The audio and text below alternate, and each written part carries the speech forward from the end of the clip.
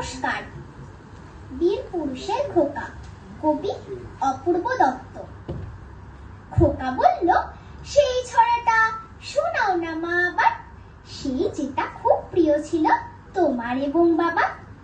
মা বলল, তুই তো দেখি জ্ঞানের বটবৃক্ষ রে, কার লেখা, কি নাম ছড়াটার, বলতো আগে ঠিক করে। ওই যে গো মা, যেই ছেলেটা রাঙা ঘোড়ায় চড়ে মাকে নিয়ে ঘুরতো বিদেশ দিকে দিগন্তরে। সন্ধেবেলা সূর্যি ঠাকুর যেই বসত পাটে, হঠাৎ এসে পৌঁছে যেত জোড়া দিঘে মাঠে। মাগো, তুমি বলতে পারো জায়গাটা ঠিক কোথায়? সত্যি কি মা ভয়ে চলে যায় মরা নদীর সোনায়? আচ্ছা ধরো, তুমি যাচ্ছ পালকি চেপে একা, পথ ঘাট সব মনীষী, পাখিরও নেই দেখা, গাছের মাথায় ঘন অন্ধকার, দেখা যায় না ভালো।